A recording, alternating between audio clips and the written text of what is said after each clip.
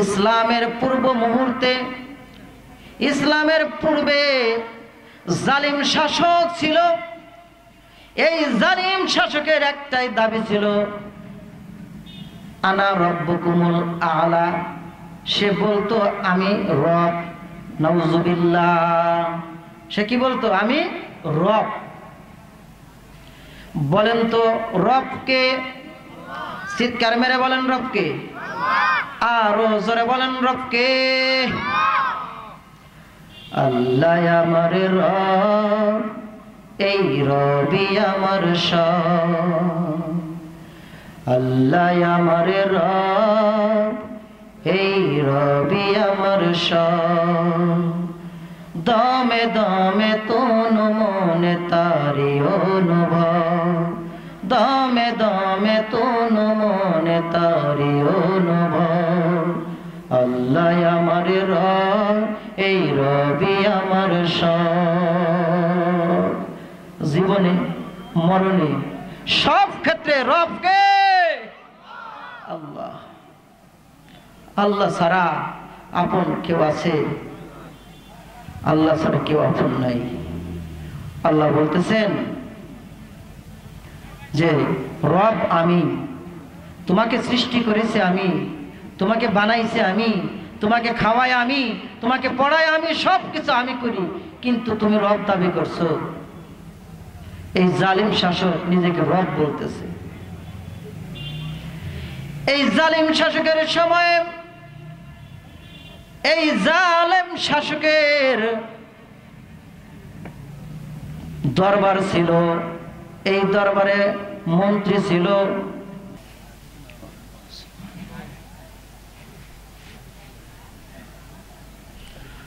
আসসালামু আলাইকুম ওয়া রাহমাতুল্লাহি ওয়া বারাকাতুহু। আলহামদুলিল্লাহ, আলহামদুলিল্লাহ নাহমাদুহু ওয়া নাস্তাঈনুহু ওয়া নাস্তাগফিরুহু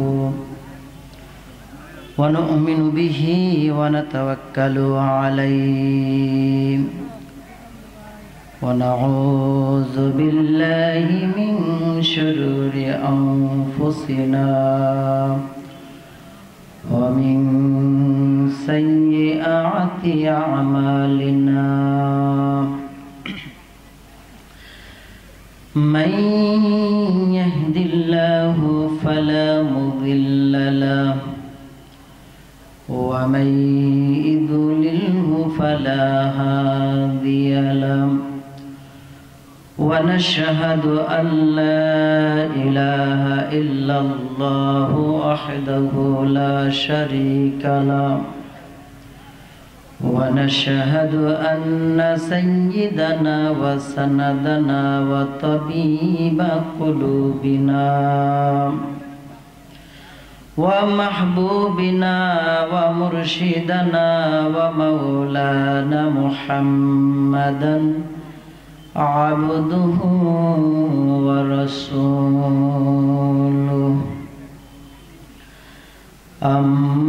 أما بعد فأعوذ بالله من الشيطان الرجيم. بسم الله الرحمن الرحيم.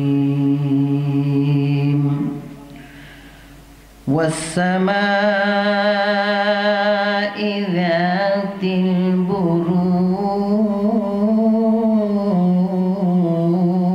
البروج واليوم الموعود وشاهد ومشهود. قتل أصحاب الخدود.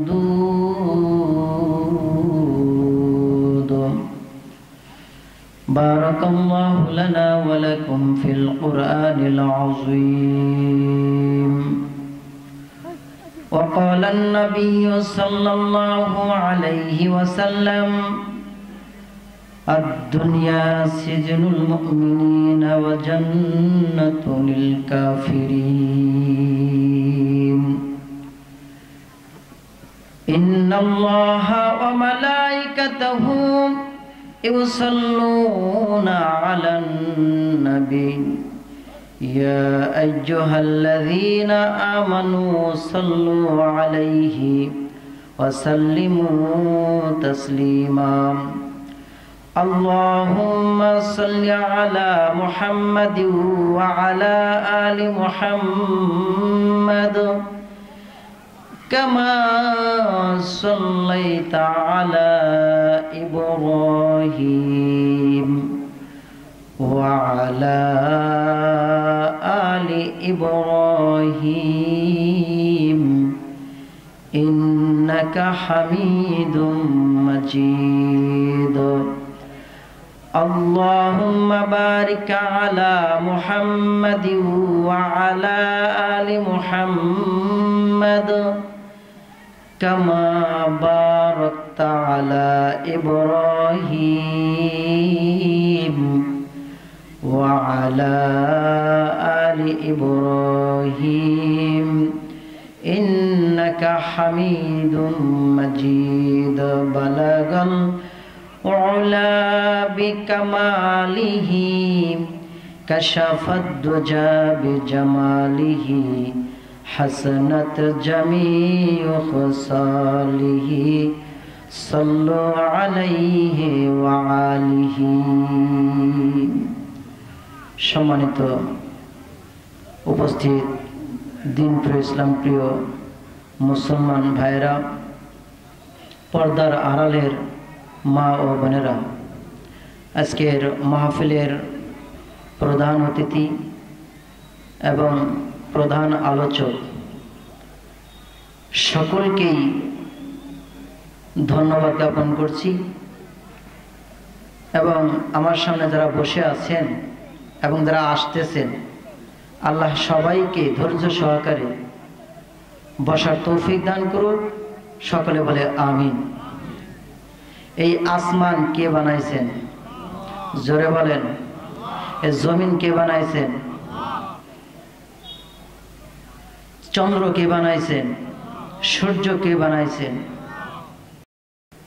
আল্লাহ তাআলা এত কিছু বানাইছেন, কাদের জন্য বানাইছেন? বলেন বলেন, কাদের জন্য? এজন্য কবি নজরুল ইসলামের নাম শুনেছেন? কবি নজরুল ইসলাম সুন্দর করে আল্লাহ তাআলার প্রশংসা করেছেন।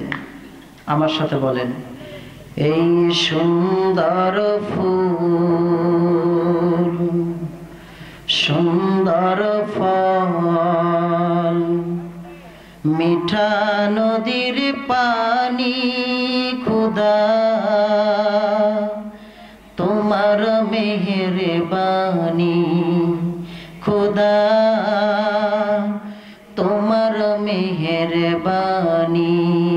বলেন, এই সুন্দর ফুল সুন্দর ফল মিঠা নদীর পানি খোদা তোমার মেহেরবানি খোদা তোমার মেহেরবানি। তুমি কতই দিলে রতন ভাই বেরাদর পুত্র স্বজন,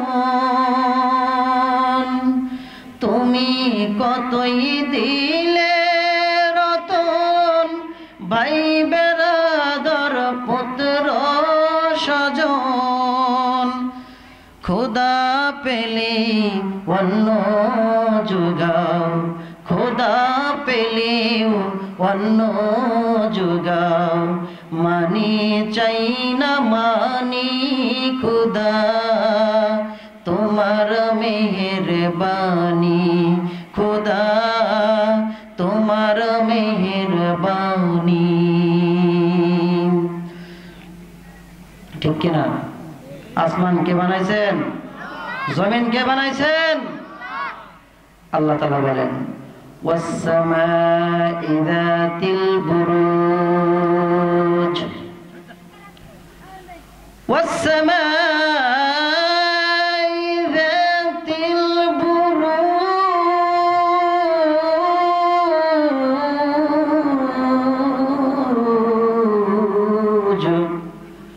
واليوم الموعود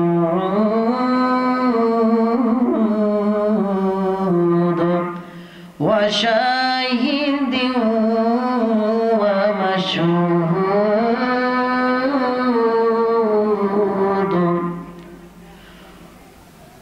আল্লাহ রাব্বুল আলামিন ইরশাদ করছেন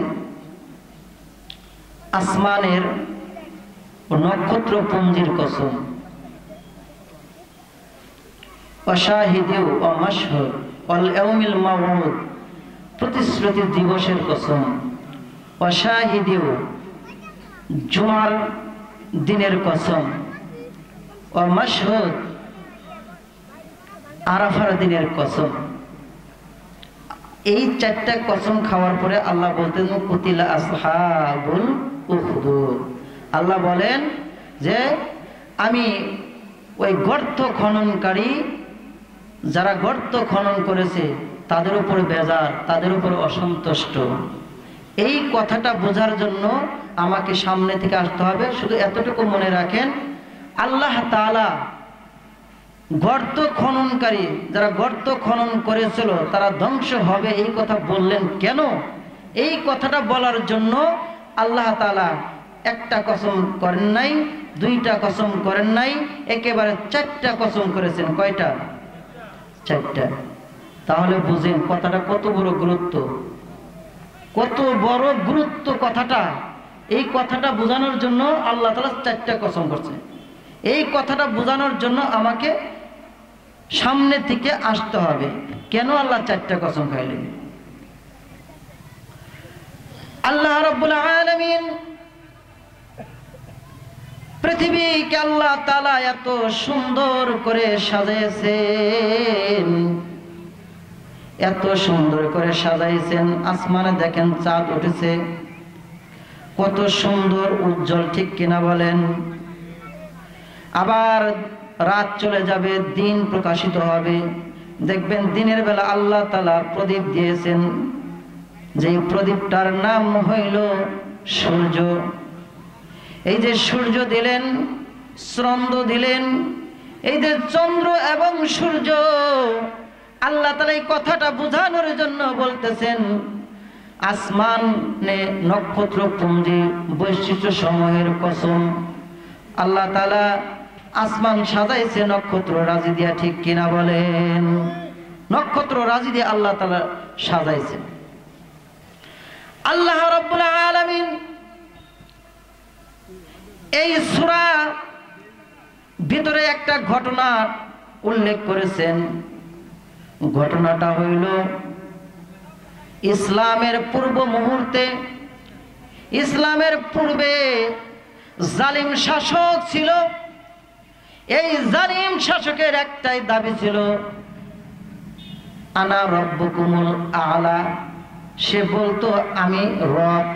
নাউজুবিল্লাহ। সে কি বলতো? আমি রব। বলেন তো রবকে, চিৎকার মেরে বলেন রবকে, আরো জোরে বলেন রবকে। আল্লাহ আমার রব, এই রবি আমার সব। আল্লাহ আমার রব, এই রবি আমার সব। দমে দমে তন মনে তারি অনুভব, দমে দমে তন মনে তারি অনুভব। আল্লাহ আমার রব, এই রবি আমার সব। জীবনে মরণে সব ক্ষেত্রে রবকে আল্লাহ। আল্লাহ ছাড়া আপন কেউ আছে? আল্লাহ ছাড়া কেউ আপন নাই। আল্লাহ বলতেছেন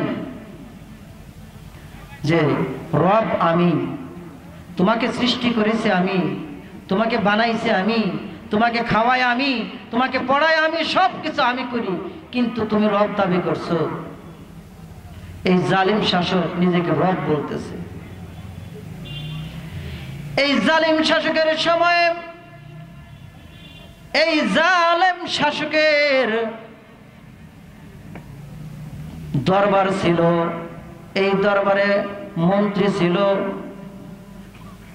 অনেক কাজের লোক ছিল। আর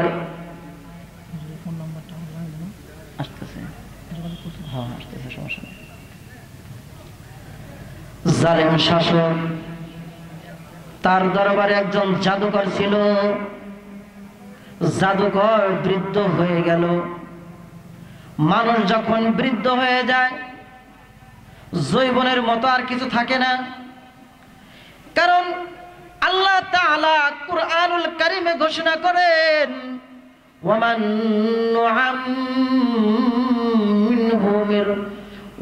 নুআম্মিরহু নুআক্কিসহু ফিল খালক আফালা ইয়াকিলুন। আল্লাহ তাআলা বলেন সৃষ্টিগতভাবে আমি পরিবর্তন করে দেই। যেই মানুষটাকে আমি মায়ের গর্ভে থেকে দুনিয়াতে আনলাম, একেবারে শিশু, হাঁটতে পারে না, কথা বলতে পারে না, চলতে পারে না। কেউ যদি হাঁটায় তাহলে হাঁটে, কেউ যদি খাওয়ায় তাহলে খাওয়ায়।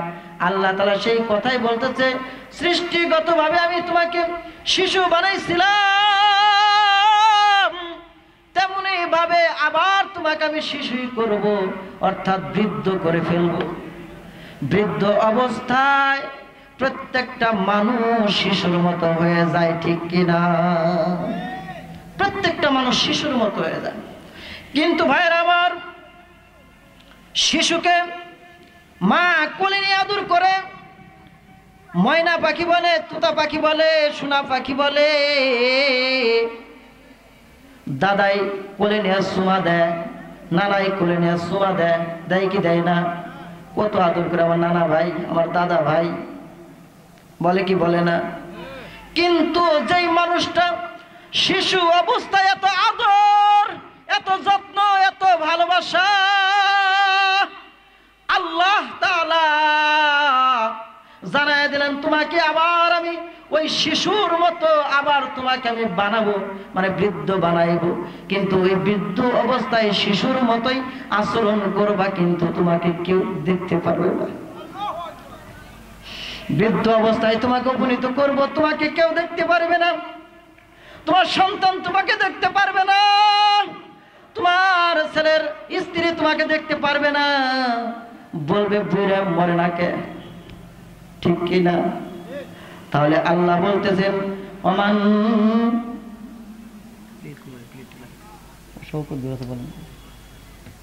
ওমান নুআম্মিরহু নুনাক্কিসহু ফিল খাল। আল্লাহ বলেন সৃষ্টিগতভাবে তোমাকে আমি পরিবর্তন করে দেই।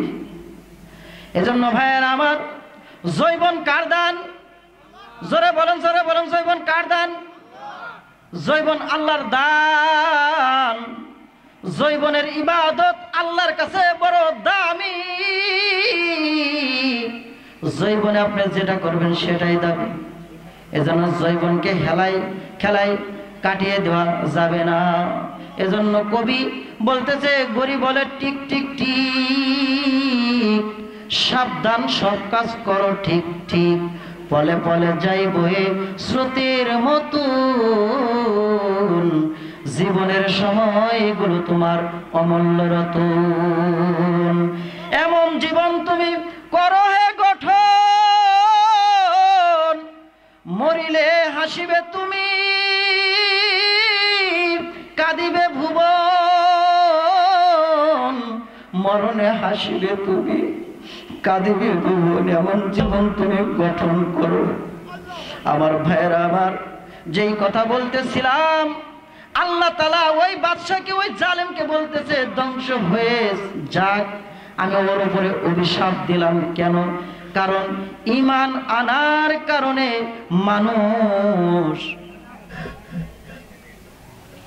ঈমান আনার কারণে মানুষের জুলুম আসবে কি আসবে না?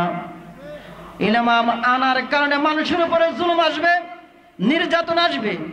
সমাজ থেকে আসবে, রাষ্ট্র থেকে আসবে, বিভিন্ন জায়গা থেকে ইমানের কারণে আপনার উপরে জুলুম আসবে। এই জুলুম অন্যায় আপনাকে সহ্য করতে হবে। জুলুম অন্যায় সহ্য করলেই আপনি জান্নাতি হতে পারবেন।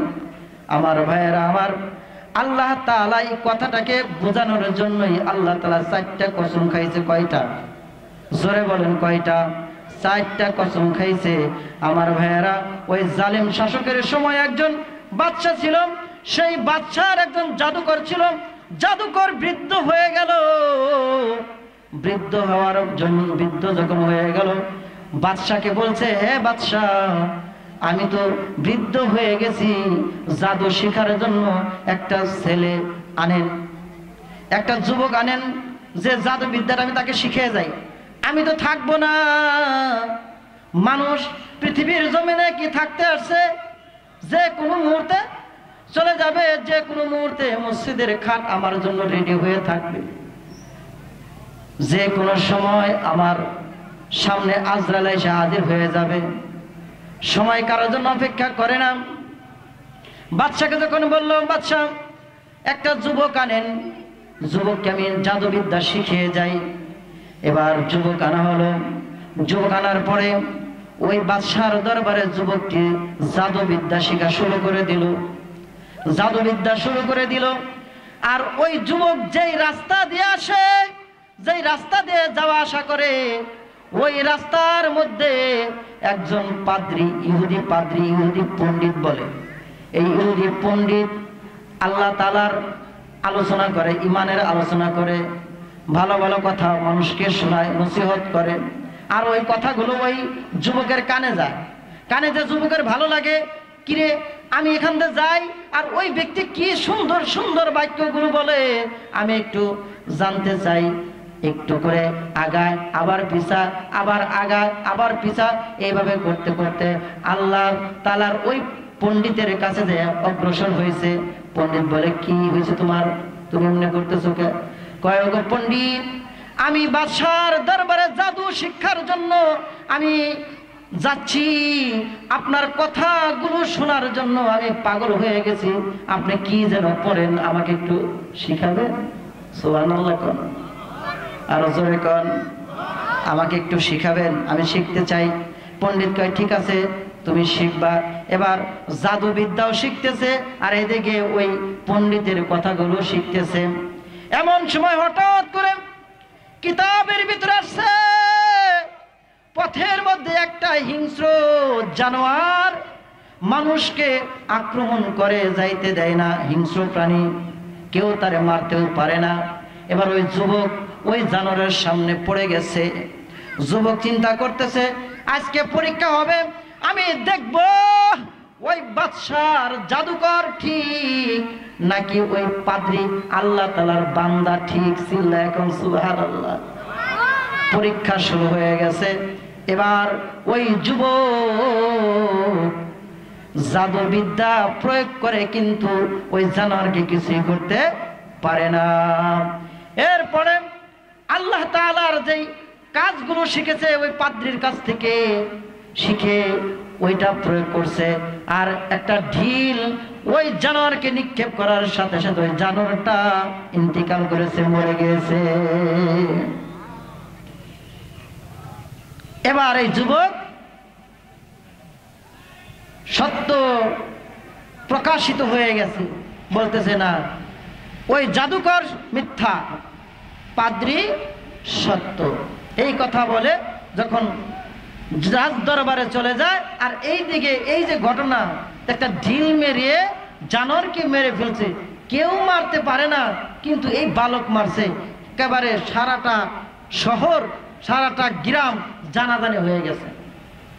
এখন যদি মনে করেন আপনাদের গ্রামে যদি কেউ যদি মনে করেন একটা সাপে কাটা রোগী বা অন্য কোনো মুমূর্ষু রোগী নিয়ে যায়, আর একটা ল্যাংরা মানুষ ফু দিয়ে দেয়, কি বল ভালো হয়ে গেল, কয় ও ল্যাং রইলে কি বলে মাল আছে। হ্যাঁ ঠিক কিনা? কই ল্যাং ল্যাং রইলে কি মাল আছে। বুঝতে পারছেন? ভালো করার মালিক কে? জোরে বলেন। এই যুবক যখন এই কাজটা করছে, এলাকা ছড়াই গেছে। ছড়াই যাওয়ার পরে এক এক করে মানুষ আইসা এই ছেলের কাছে ভিড় করতেছে। কুষ্ঠ রোগে আসে, কুষ্ঠ রোগীকে ফু দিয়ে দেয়, কুষ্ঠ রোগ ভালো হয়ে যায়। সুবহানাল্লাহ। কারামত কার? আল্লাহর বাণীর। অন্ধ লোক আসে, অন্ধ লোক ভালো হয়ে যায়। এক এক রোগী আসে, যেভাবেই করে তদবির করে ভালো হয়ে যায়। এই কথা প্রচার হয়ে গেল। রাজার যে মন্ত্রী আছিল, সেই মন্ত্রী ছিল অন্ধ। অন্ধ বুঝেন? কানাই চোখে দেখে। অন্ধ কি করে? অন্ধকে চোখে দেখে, অন্ধ চোখে, কানাই চোখে দেখে। কানা, কানা মানে এক চোখ, কানা কানা দেখে, ঠিক আছে না? কানাই চোখে দেখে, কিন্তু অন্ধ চোখে দেখে না। তো অন্ধ চোখে দেখে না, ওর কানে যখন পৌঁছাইছে যে অন্ধ ভালো হয়ে যায়, ও চিন্তা করতেছে অন্ধ ভালো করে, তোর তোর কিসের রাজার কিসের বাদশাহ, আমি আমার চোখকে ভালো করে আসি। দৌড়ে গেছে ওই ছেলের কাছে, যাই বলতেছে আপনি বলে চোখ ভালো করেন। যুবক ডাকতে বলেন, আরে ভাই, চোখ ভালো করার মালিক তো আমি না, চোখ ভালো করার মালিক ওই উপরওয়ালা। কে? উপরওয়ালা। এবার ওই অন্ধ লোকটা বলতেছে, ধর্মিয়া কি বলো, উপরওয়ালা আবার কেডা? আমাদের প্রভু তো বাদশাহ। ওই যে প্রভু মানে আমাদের প্রভু তো বাদশাহ, ওই প্রভুই তো ভালো মন্দ করে। যুবক ডাকতে বলেন, না না, শোনো, তোমাকে যে সৃষ্টি করেছে, আমাকে যে সৃষ্টি করেছে, ওই বাদশাকে যে সৃষ্টি করেছে, তিনি একমাত্র আল্লাহ, ওই মালিক ভালো করে। অন্ধ বলতেছে, আচ্ছা ঠিক আছে, আমার চোখ ভালো করেন, আপনার আল্লাহ চোখ ভালো করে, আপনি আল্লাহর কাছে দোয়া করেন। আল্লাহর কাছে দোয়া করছে, দোয়া করে যখন চোখের উপরে হাত বুলাইছে, বোলানোর সাথে সাথে অন্ধ ভালো হয়ে গেছে। এখন সব কিছু আলো বাতাস দেখতেছে, আলো বাতাস দেখতেছে। এখন বলতে ভালোই তো লাগতেছে, কি রে, এত আনন্দ হয়ে গেছে। আনন্দ হওয়ার পরে বলতেছে, যেই মালিক আমাকে চক্ষু প্রকাশ করে দিয়েছে, আলো দিয়েছে,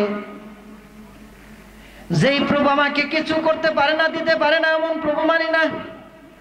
যেই প্রভু আমার চোখের আলো দিয়েছে, ওই প্রভুকে আজকে থেকে আমি মেনে নিলাম, আমি স্বীকার করলাম আমার রব একমাত্র আল্লাহ। ঈমান এনেছি। ঈমান আনার পরে এই লোকটা আবার রাজ দরবারে গেছে। রাজ দরবারে যাইয়া যখন রাজার সামনে আরো অনেক মানুষ ছিল, সকলের সামনে যা দাঁড়াইছে। অন্ধ যারা, তাদের দাঁড়ানোর সিস্টেম আছে না নাই? যারা অন্ধ তারা দাঁড়ানোর সিস্টেম একটু একে বেঁকে কেমনে যেন দাঁড়ায়, ঠিক না? আর যারা চোখে দেখে তাদের পাওয়ারে আলাদা। চোখে দেখি আমি এইভাবে দাঁড়াইছে। রাজা কায়, কিরে ও আজকে এত স্ট্রং করে আবার দাঁড়াই কে, কারণটা কি? রাজা ডাক যায়, এদিকে তোমার ভাবসা করতে ভালো দেখতেছি না।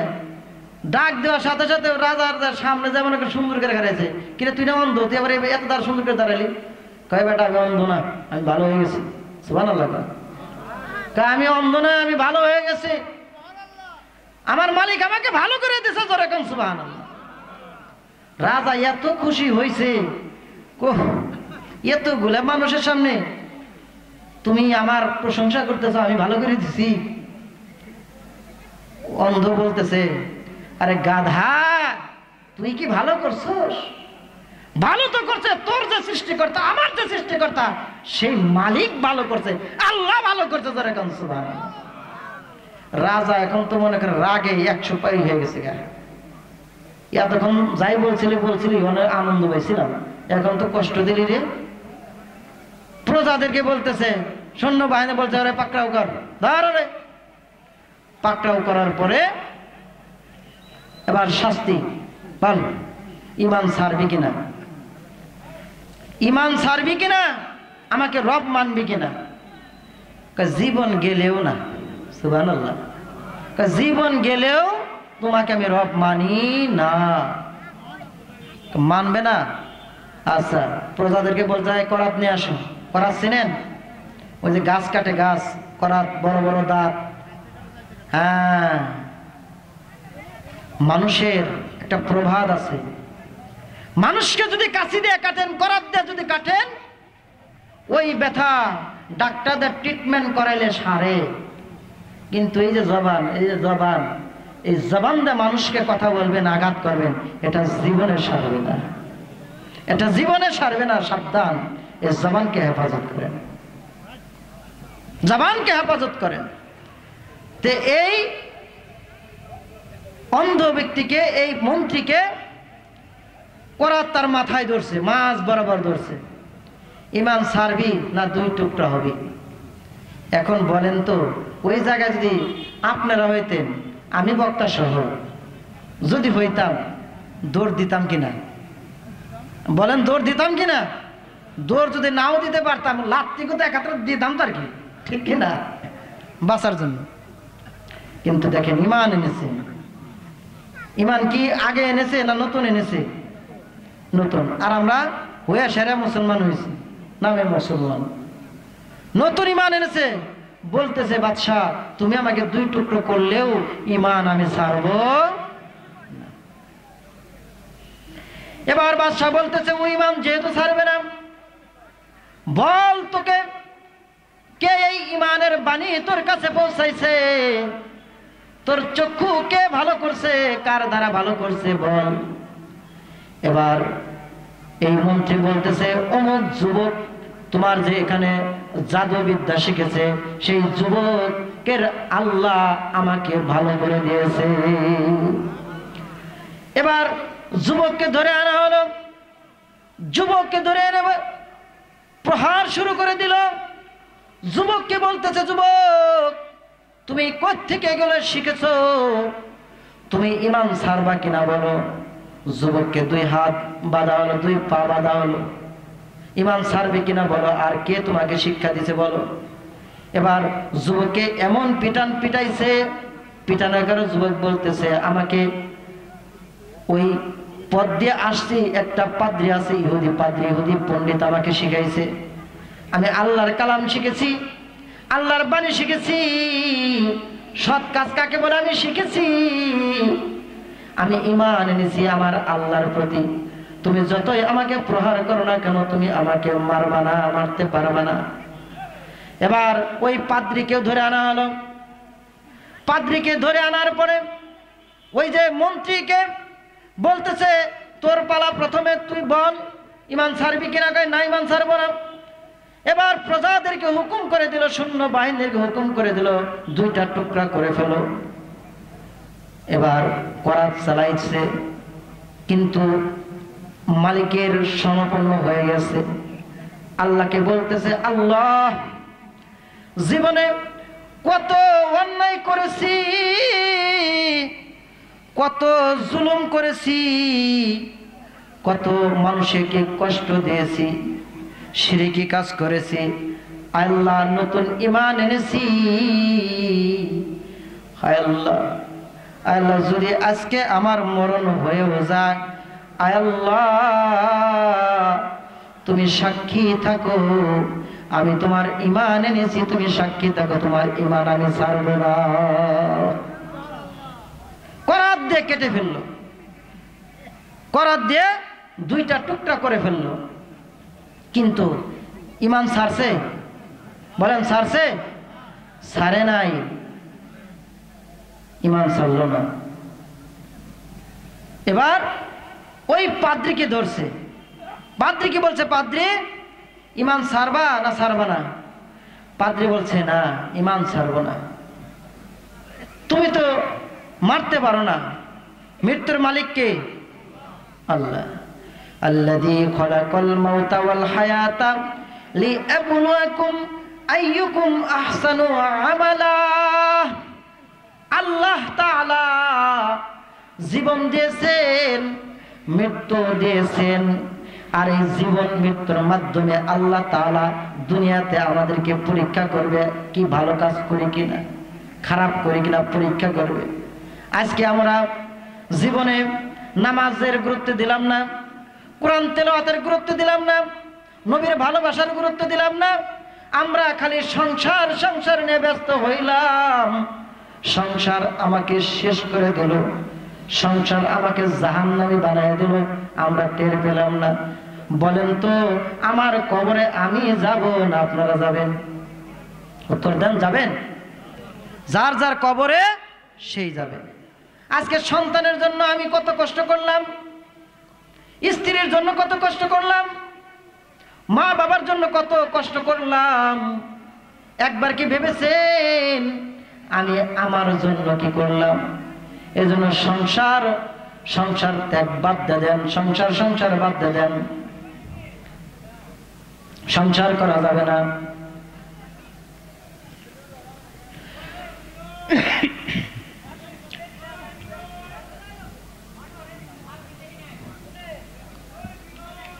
সংসারের চিন্তা ভাবনা বাদ দিতে হবে, সংসারের যাই ঝামেলা বাদ দিতে হবে। এগুলা বাদ দিয়ে আমাকে আল্লাহ তাআলার ঈমানের প্রতি যত্নবান হতে হবে। এবার পাদ্রীকেও তারা মেরে ফেললো।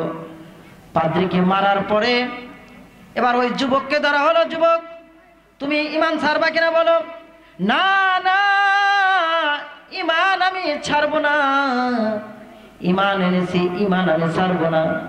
এবার লোকদেরকে বলা হলো হাত পা বেঁধে ওকে পাথরের পাহাড়ের উপরে নিয়ে যাও। পাথরের পাহাড়ের উপরে, পাথরের পাহাড়ের উপরে নিয়ে ওকে পাহাড় থেকে ফেলে দিবা। যেই পাহাড় উপরেও পাথর, নিচেও পাথর। পাথরের কথা মনে পড়ে আমার নবীর কথা মনে পড়ে গেল। পাথরের কথা বলে আমার নবীর কথা মনে পড়ে গেল। এই পাথর দিয়া তায়েফের ময়দানে তায়েফের ছেলেরা এই পাথর দিয়া আমার নবীকে কত আঘাত করেছে, রক্তাক্ত করেছে। শরীর মুবারক থেকে ঝর্ণার মতো রক্তগুলো প্রবাহিত করেছে। কারণ একমাত্র ঈমান, ঠিক কিনা বলেন? একমাত্র ঈমান। ঈমানের কারণেই জুলুম আসবে, অন্যায় আসবে, বাধা আসবে, আপত্তি আসবে। এজন্য ঈমানের উপরে আমাদেরকে অটল থাকতে হবে, ঠিক কিনা? ঈমানের পথে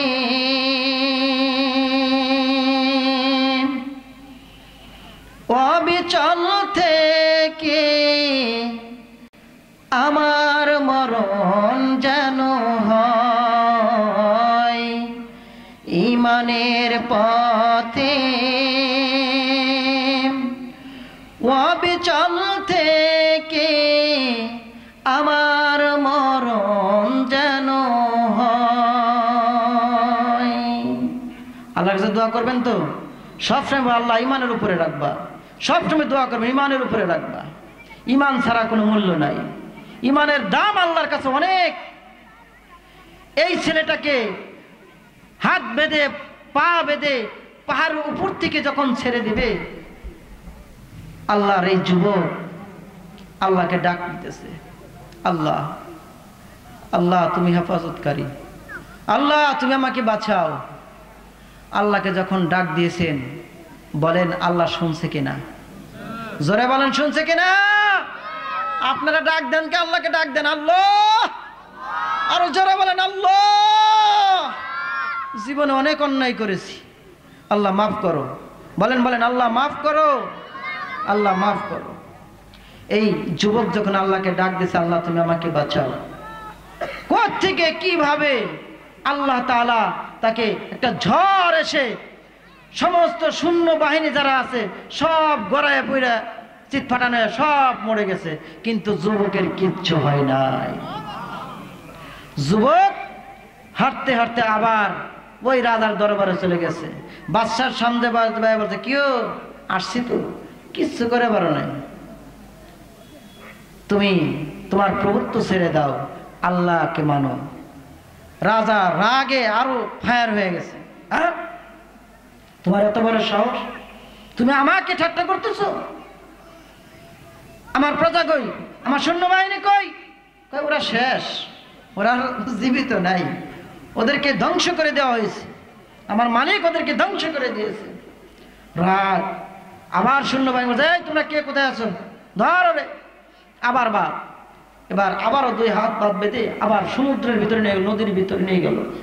নৌকায় নিয়ে করে বলতেছে, নৌকার মধ্যে থেকে করে পাথর বেঁধে ওরে পানিতে ফেলে দিবে। পানিতে পাথর বেঁধে যদি ফেলে দেয় একটা মানুষ বাঁচবে? বাঁচবে? কিন্তু যদি আল্লাহ বাঁচায়। কিছুদিন আগে আপনাদের এই বারাহিসর নদীতে, বাইরার পর বারাহিসর নদীতে একটা ঘটনা ঘটছে না? মেয়ে বাপ মারা গেছে, উভয় মারা গেছে। মেয়েকে গোসল করাতে গেছে, আর খাস করে দেখবেন মেয়ে সন্তান বাবাকে বেশি ভালোবাসে, ঠিক কিনা? আমি যখন রাত্রে ওয়াজ করে বাড়ি যাই বা কোথা থেকে যাই, রাত্রে দরজা খোলার সাথে সাথে আমি দেখি আমার ছেলে শীত ফাটানো ঘুমায় রয়েছে, মানে ওর কোনো বাস খোঁজ নাই। কিন্তু আমার ছোট 5 বছর 6 বছরের মেয়ে, ওই যে দরজা খুলছে না, খোলার সাথে সাথেই ওর মাকে বলছে, আব্বু আইছি। হ্যাঁ, ওইটা খুলে আসে। এই হলো মেয়ে, এই হলো মেয়ে। মেয়ে তার বাবাকে বহুত ভালোবাসে, অনেক ভালোবাসে, যেমন নবীকে ফাতেমা ভালোবাসছে। কত ভালোবাসছে! মৃত্যুর সময় কিন্তু ফাতেমা আজরাইলকে বলছে, আজরাইল আমার বাবাকে আমি নিতে দেব না, আমার বাবাকে আমি নিতে দেব না, আমার বাবাকে আমি নিতে দেব না, আমার বাবাকে আমি নিতে দেব না, তুমি আমার বাবাকে নিতে আসছো। নবী বলছে, ফাতেমা রে, দুনিয়াতে কেউ থাকতে পারবে না, আমি তোর বাবাও থাকতে পারবো না, তবে কানে কানে তোর একটা কথা বলে যায়, শোন। আমি চলে যাওয়ার পরে আমার সাথে আগে সবচেয়ে তোর সাথে সাক্ষাৎ হবে। জোরে কান সুবহানাল্লাহ। মেয়েকে সান্ত্বনা দেয়। নবীও থাকতে পারছে, যে কোনো মুহূর্তে মৃত্যু আসতে পারে।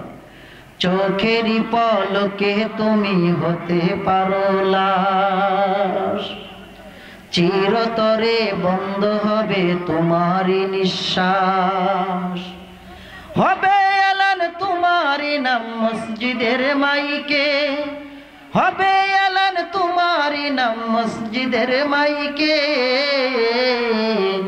বাড়িওয়ালা নাই রে বাড়ি নাই রে দুনিয়াতে, বলেন বাড়িওয়ালা নাই রে বাড়ি নাই রে দুনিয়াতে, বাড়িওয়ালা নাই রে বাড়ি নাই রে দুনিয়াতে, বাড়িওয়ালা নাই রে বাড়ি নাই রে দুনিয়াতে। সব পড়ে থাকবে, সব পড়ে থাকবে। আমি যে পরনে আমার জামা রয়েছে, জামাও পড়ে থাকবে। বলতেছে আমার জামা, বলতেছে আমার টুপি, বলতেছে আমার মোবাইল, সব পড়ে থাকবে। কিছু নিতে পারবেন না, কিছুই নিতে পারবেন না। আপনার জন্য স্পেশাল একটা জামা হবে, যেই জামাটা 3টা টুকরা হবে, যেই জামাটা পুরুষের জন্য 3টা টুকরো হবে, মহিলাদের জন্য 5টা টুকরো হবে। এই জামাটা নিয়ে আপনাকে যেতে হবে। দুনিয়াতে কত সুন্দর করে খলিফা দিয়ে এত সুন্দর করে সেলাই করে তারপরে পরিধান করেন, কত ফিটফাট, কিন্তু জীবনের শেষ বিদায়ে শেষ জামা এমন জামা, যে জামার ভিতরে সেলাই নাই, যেই জামার ভিতরে সেলাই নাই, সেলাইবিহীন জামা নিয়ে অন্ধকার কবরে যাবে। ওই অন্ধকার কবরের সাথে থাকবে না, বাতি থাকবে না, কেউ থাকবে না, শুধু আপনার আমল ছাড়া। আমল যদি ভালো করেন, আমল আপনার সঙ্গী হয়ে যাবে, আর আমল যদি খারাপ করেন, ওই আমল আপনার সঙ্গী হয়ে যাবে। ভালো আমলের সঙ্গীর মাধ্যমে আপনি জান্নাতে যাবেন, বদ আমলের সঙ্গীর কারণে আপনি জাহান্নামে যাবেন। ভাইয়ের আমার, যেই কথা বলতেছিলাম, যুবক নদীর মাঝখানে নিয়ে হাত বেঁধে পা বেঁধে বুকে পাথর বেঁধে ছেড়ে দিবে। আল্লাহ তাআলার কাছে যুবক ডাক দিছে, আল্লাহ, বলেন বলেন আল্লাহ, আর জোরে বলেন আল্লাহ। আর-রহমান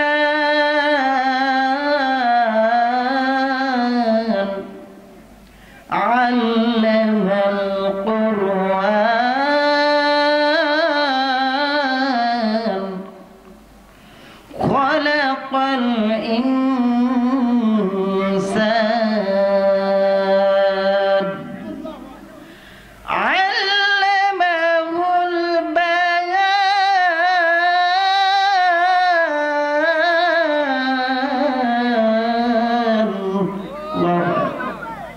ভাষা শিখাইছেন কে? সৃষ্টি করেছেন কে? কোরআন শিখাইছেন কে? তিনি তো রহমান। তিনি কেমন রহমান, তার কত নাফরমানি করার কারণেও কিন্তু খানাটা বন্ধ করে দেয় নাই। তিনি রহমান। আমার মেয়েরা, যুবককে বেঁধে যখন নদীতে ফেলবে, আল্লাহ তাআলাকে ডাক দিছেন। ডাক দেওয়ার সাথে সাথে আল্লাহ তাআলা সাহায্যের হাত বাড়ায় দিছেন। এবার যুবক তো কিছুই হয় নাই, শূন্য বাহিনী সব চুবাইয়ে চুবাইয়ে মারছে। চিল্লা এখন সুবহানাল্লাহ। এবার যুবক আবার হাঁটতে হাঁটতে আবার রাজার কাছে গেছে। কিও আসি তো, মরি নাই। রাজা আরো গরম। বলেন তো রাজা গরম না নরম? আরো জোরে বলেন, গরম না নরম? এবার রাজা মনে মনে চিন্তা করছে, ওরা তো মারা যাইব না রে, ওর একটা পদ্ধতি মারবে, কি করুন লাগবে চিন্তা করছে। রাজা সামনে থেকে একটা দৌড় দিয়া যুবকের পায়ে ধরেছে। বুঝছেন তো, দুষ্ট মানুষের মিষ্টি কথা, ঘনায় বসে কাছে। কথা দেয়, কথা নেয়, প্রাণে মারে শেষে। তো যুবকের পাও ধরছে। বাবা রে, তোরা কিভাবে মারা যাবে তুই বলছে একটু? তোরা কিভাবে মারা যাবে একটু বলো না। এবার বলতেছে, বাদশাহ তুমি আমাকে মারতে পারবা না, তবে আমি তোমাকে যদি যেই বাক্য দ্বারা তুমি আমাকে মারতে পারবা সে বাক্য শিখিয়ে দিব, তবে আমার শর্ত আছে। কি আছে? শর্ত আছে। কি শর্ত রে বাবা বল? তাও তুই বল, আমি তো শর্ত মানব। শর্ত হইল, যত মানুষ আছে তোমার রাষ্ট্রের ভিতরে, এরিয়ার ভিতরে, সমস্ত মানুষকে একটা মাঠের ভিতরে একত্রিত করতে হবে। একত্রিত করার পর আমাকে গাছের সাথে বা যে কোনো একটা জিনিসের সাথে হাত বা বাঁধবা। বলো রাজি? বাদশা কয় ঠিক আছে, আমি রাজি। সব মানুষকে ডাকা হলো। ডাকার পরে এই ছেলেটাকে হাত পা বেঁধে হলো। বলছে এখন বলছে বাবা কেমনে তোরে মারা যায়? কয় সব মানুষ আসছে? কয় হ্যাঁ সব আসছে। তুমি তীর দিয়া আমাকে মারবা, তবে মারার সময় বলবা বিসমিল্লাহি রব্বি গুলাম। এই কথা যদি বলো, বলে যদি মারো আমি মরবো, তাহলে মরবো। কয় ঠিক আছে। তাই করা হলো। যখন এই কথা বলেই বাক্য বলে যখন তীর মারছে, ছেলের কলিজাটা যুবকের কলিজার ভিতরে যে লাগছে, লাগার সাথে সাথেই প্রাণ পাখিটা উড়ে গেছে। প্রাণ পাখিটা উড়ে গেছে। এবার প্রত্যক্ষ যত মানুষ আসলো সবাই খালি বলতেছে, কিরে রাজা ওকে কতভাবে মারার চেষ্টা করতে পারে নাই, কিন্তু ওর মাওলার নাম বললো আর মরলো, তাহলে বোঝা যাক ওর মাওলার পাওয়ার কত রে। ওর মাওলার তো বহুত পাওয়ার। আজকে থেকে এই রাজার আমরা প্রভু মানি না, আমরা মানি ওই ছেলের আল্লাহকে, অর্থাৎ আল্লাহকে মানি। আমাকে যে সৃষ্টি করছে, আমাদের যারা যে সৃষ্টি করছে তাকে মানি, ওই রবকে মানি। আমি এই রাজাকে আমরা মানি না। সবাই এক বাক্যে, হাদিসে আসছে, তাফসিরে আসছে, একসাথে 20,000 লোক কালিমা পড়ে মুসলমান হয়ে গেছে। এখন রাজা মনে মনে চিন্তা করতেছে, আমি চাইলাম কি আর হইলটা কি? এখন তো সবাই মুসলমান হয়ে গেল, আরো রাগ হয়ে গেল। এবার রাজা সবাইকে, সেনাবাহিনী সবাইকে বলতেছে, কাজের লোক যারা আছে সবাইকে বলতেছে, রাস্তার ধারে ধারে গর্ত খনন করো। কি খনন করো? গর্ত খনন করো, এবং এই গর্তের ভিতরে লাকড়ি জমা করো এবং লাকড়ি জ্বালায়া দাও। এই কথাটাকে বোঝানোর জন্য আল্লাহ তাআলা কয়টা কসম খাইছে? বলেন বলেন কয়টা? এই কথাটা বোঝানোর জন্য আমি এত বড় একটা ঘটনা টানলাম। কি কসম খাইলেন? ওয়াসসামাই যাতিল বুরুজ, শপথ ওই আসমানের, যে আসমানের ভিতরে নক্ষত্র পুঞ্জি রয়েছে, আর এই নক্ষত্র পুঞ্জির ভিতরে কি কি আছে দেখেন, এমন নক্ষত্র পুঞ্জি, এর ভিতরে কি আছে? সূর্য আছে কি নাই? চন্দ্র আছে কি নাই? আমাদের এই পৃথিবী থেকে, পৃথিবীর চাইতে সূর্যটা 13 লক্ষ গুণ বড়। কত লক্ষ গুণ? বলেন বলেন, কত লক্ষ গুণ? 13 লক্ষ গুণ বড় সূর্যের, পৃথিবীর চাইতে সূর্য 13 লক্ষ গুণ বড়। অর্থাৎ এই রকম পৃথিবীকে যদি 13 লক্ষ একত্রিত করে যদি সূর্যের মধ্যে ঢেলে দেওয়া হয়, পৃথিবী জায়গা নেবে। সূর্য কত বড়! বিজ্ঞানীরা বলেছেন বেটেল জুইস নামে একটা তারকা আছে, বেটেল জুইস। এই বেটেল জুইস তারকাটা সূর্যের চাইতে 33 কোটি গুণ বড়। সূর্যের চাইতে কত কোটি? 33 কোটি গুণ বড়। ভাইয়ের আমার, এই যে সূর্য দেখেন, চন্দ্র দেখেন, এগুলো কি প্রথম আসমানে? এগুলো শূন্যে। সুবহানাল্লাহ খান। প্রথম আসমান, এই জমিন থেকে প্রথম আসমান, এই প্রথম আসমান বিশাল বড়, অনেক বড়।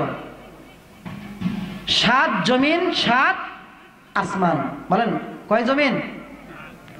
আল্লাযী খালাকা সাবআ সামাওয়াতিন তিবাকা।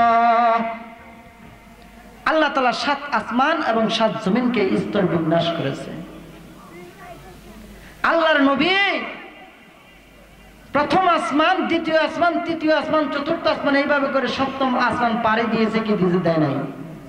মেরাজে গিয়েছিলেন না? সপ্তম আসমান পাড়ি দিয়েছেন। এই যে প্রথম আসমান আমরা দেখতেছি, এটা বহু দূর। কারো ক্ষমতা নাই, কোনো বিজ্ঞানের ক্ষমতা নাই এই প্রথম আসমানে পৌঁছতে পারে। ওই যে বেটেল জুইস তারকার কথা বললাম, এই তারকাও কিন্তু তারা পৌঁছতে পারবে না। এমন এই আসমানটাকে আল্লাহ তাআলা এত বড় বানাইছেন। আর এই প্রথম আসমানের উপরে যে ফাঁকা একটা শূন্য আছে, এই শূন্যটাকে আল্লাহ তাআলা আরো বড় বানাইছে। আর এই প্রথম আসমান দ্বিতীয় আসমানের ভিতরে যদি ছেড়ে দেওয়া হয়, এই যে আপনারা এখানে বসছেন, মাঠে বসছেন, যদি মসজিদের ছাদ থেকে যদি এই মাঠের ভিতরে 5 টাকার কয়েল যদি ফেলে দেন, চোখে দেখবেন? বলেন বলেন, দেখবেন? প্রথম আসমানকে যদি দ্বিতীয় আসমানের মধ্যে যদি ফেলে দেন, ছেড়ে দেন, ঠিক ওই 5 টাকার কয়েলের মতো মনে হবে এই প্রথম আসমানকে। দ্বিতীয় আসমান কত বড়! দ্বিতীয় আসমানের পরে ফাঁকা। দ্বিতীয় আসমানকে যদি তৃতীয় আসমানের উপরে ছেড়ে দেন, ঠিক ওই 5 টাকার কয়েলের মতো। এইভাবে চতুর্থ আসমান, চতুর্থ আসমানের পরে পঞ্চম আসমান, ষষ্ঠ আসমানে আল্লাহ তাআলা সিদরাতুল মুনতাহা নামক একটা বৃক্ষ রেখেছে, যেখানে নবীজি গিয়েছেন। সুবহানাল্লাহ। সিদরাতুল মুনতাহা একটা বড়ই গাছ। এই সিদরাতুল মুনতাহা নবীজি গিয়েছেন। এই সিদরাতুল মুনতাহার পরে সপ্তম আসমান। জোরে বলেন, কি আসমান? সপ্তম আসমান। এই সপ্তম আসমানের মধ্যে, সপ্তম আসমানের উপরে আল্লাহ তাআলা সমুদ্র রেখেছে, পানি আর পানি রেখেছে। জোরে কান সুবহানাল্লাহ। পানি আর পানি। এই সপ্তম আসমানের উপরে আল্লাহ তাআলার আরশে আজিম। জোরে কান সুবহানাল্লাহ। যেই জায়গা আল্লাহ তাআলা বসে আছেন, যার মধ্যে বসে আছেন, তাকে বলা হয় কুরসি। কি বলা হয়? তাকে বলা হয় কুরসি। এই কুরসির ভিতরে আল্লাহ তাআলা বসে আছেন। আর কুরসিটা কত বড় শোনেন, হাদিসের মধ্যে আসছে এই কুরসি এত বড়, এত বড়, কুরসিটা এত বড়, যদি 7 জমিন 7 আসমান যদি আপনি একত্রিত করে যদি কুরসির মধ্যে রাখেন, ওই যে 5 টাকার কয়েল আছে না, ওই কয়েলের মতো। আল্লাহ তাআলার কুরসি কত বড়, চেয়ার কত বড়! এত বড় চেয়ার, এত বড় সিংহাসন আল্লাহ তাআলা বসে আছেন। তাহলে যেই কথা বলতেছিলাম, আল্লাহ তাআলা আসমানের সুশোভিত আসমানের নক্ষত্রপুঞ্জের কসম খেয়েছে। বুরুজ শব্দের অর্থ প্রকাশ করা, কেউ কেউ বলেছে রাশির চক্র। তো এই রাশির চক্র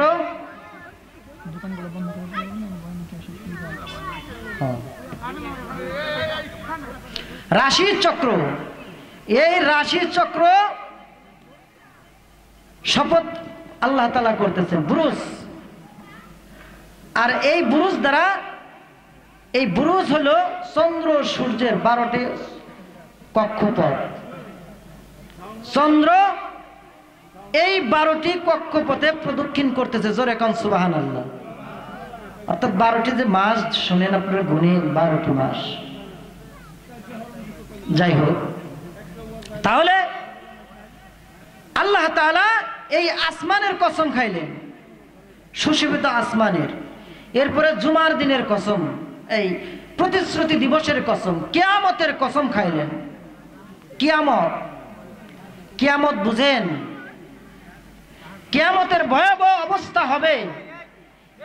হাদিসে আসছে কিয়ামতের প্রথম আলামত, কিয়ামতের অনেক আলামত, বড় বড় আলামত আছে। আল্লাহ রসুলকে জিজ্ঞাসা করা হয়েছে, ইয়া রাসূলুল্লাহ সাল্লাল্লাহু আলাইহি ওয়াসাল্লাম, কিয়ামতের প্রথম আলামতটা কি একটু বলেন। আল্লাহ রসুল সাল্লাল্লাহু আলাইহি ওয়াসাল্লাম বলতেছেন, কিয়ামতের প্রথম আলামত হইল লিলিহান শিখা, অগ্নি, আগুন মানুষকে পশ্চিম দিক থেকে পূর্ব দিকে নিয়ে একত্রিত করবেন, এক জায়গায় করবেন। কিয়ামতের দিবস এত ভয়ানক হবে, আকাশ তুলার মতো উঠতে থাকবে, জমিন তুলার মতো টুকরো টুকরো টুকরো হয়ে উঠতে থাকবে, সব কিছু লন্ড বন্ড হয়ে থাকবে। এমন ভয়ানক অবস্থা হবে কিয়ামত। আল্লাহ বলতেছেন আল ইয়াউমিল মাউউদ, প্রতিশ্রুতি দিবসের শপথ, ওয়া শাহিদিন ওয়া মাশহুদ, জুমার দিনের কসম। কেন জুমার দিনের কসম খাইলেন? কারণ জুমার দিনে আল্লাহ তাআলার বান্দারা সকলেই মসজিদে একত্রিত হয়, ঠিক কিনা? জুমার দিনের কসম, যেই কটা কসম আল্লাহ তাআলা করতেছে সবটি কসম দামি, দামি না? সব কসম দামি। কারো ক্ষমতা আছে আসমানে একটা লাইট ফিটিং করা, চন্দ্র ফিটিং করা? ক্ষমতা নেই। যেই কয়টা কসম আল্লাহ তাআলা খাইছে সবটি কসম দামি। মাশহুদ দ্বারা আরাফার দিনের কসম, 9 জিলহজের দিনের কসম, যেই দিনে হাজীগণ সকলেই কি হয়? আরাফাতের দিনে একত্রিত হয়। সবটি কসম খাওয়ার পরে আল্লাহ তাআলা এতগুলো কসম খাইলেন যে ধ্বংস ওই গর্ত খননকারীরা, ধ্বংস গর্ত খননকারীরা। এই কথাটাকে বোঝানোর জন্য আল্লাহ তাআলা একটা কসম করে নাই, দামি কয়টা কসম খাইছে? 4টা। 4টা দামি কসম খাওয়ার পরে বলতেছে গর্ত খননকারীরা ধ্বংসকারী। কেন?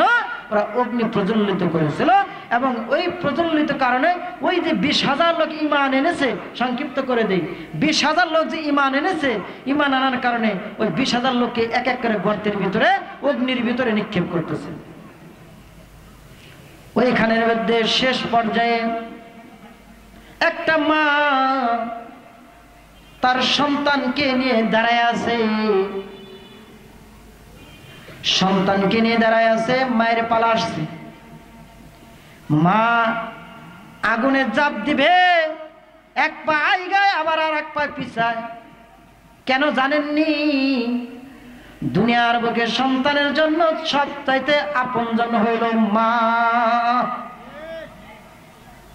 মায়ের মতো আপনজন পৃথিবীতে আর কেউ নাই।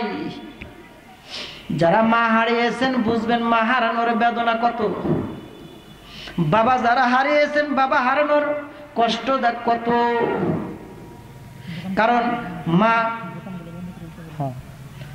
দোকানগুলো বন্ধ করে দেন, দোকান অফ করে দেন, সকালে ওয়াজের প্যান্ডেল আসে।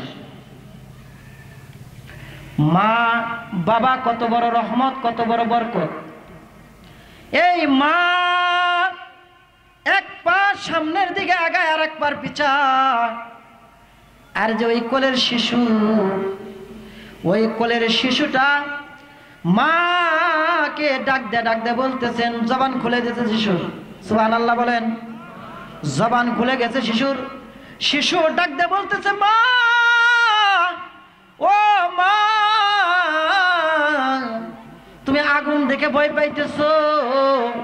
মা বলছে, না না, আমি আগুন দেখে ভয় পাই না, আমি তো ভয় পাচ্ছি আমি যদি ওখানে পড়ি তুমি তো মরে যাইবা, তোমার জন্য আমি ভয় পাইতেছি, সন্তানের জন্য আমি ভয় পাইতেছি। আমি মরে যাই তাতে সমস্যা নাই, কিন্তু আমি মরে যাই, কিন্তু তোমাকে আমি মরতে দেব না। এই হলো মা, এই হলো মা। সন্তান বলতেছে, মা তাকায় দেখো, তুমি যেটাকে আগুন মনে করতেছো আমি এটাকে আগুন মনে করতেছি না। আল্লাহু আকবার। আমি এটাকে আগুন মনে করতেছি না, আমি তো দেখতেছি আমার মালিক ওই আগুনকে ফুলের বাগান করে দিয়েছে। আমি ফুলের বাগান দেখতেছি। মা আমাকে নিয়ে ঝাঁপ দাও, আমি জান্নাতে যেতে চাই, জান্নাতে যেতে চাই, জান্নাতে যেতে চাই। সন্তানের কথা শুনে মায়ের জুস এসে গেছে, লাফ দিয়ে আগুনে পড়ে গেছে, কিন্তু ঈমান ছাড়ে নাই, ঈমান ছাড়ে নাই। এই ঈমানকে বোঝানোর জন্য আল্লাহ তাআলা এতগুলো কসম খেয়েছেন, দামি দামি কসম খেয়েছেন। যাই হোক, ঈমানের পথে থাকবো তো ইনশাআল্লাহ? জোরে বলেন, থাকবো তো? হাত তুলে দেখান। আল্লাহ সকলকে ঈমানের পথে রাখান, আল্লাহ কবুল করেন, বলেন আমিন। ওয়া আখিরু দাওয়ানা আলহামদুলিল্লাহি রাব্বিল আলামিন।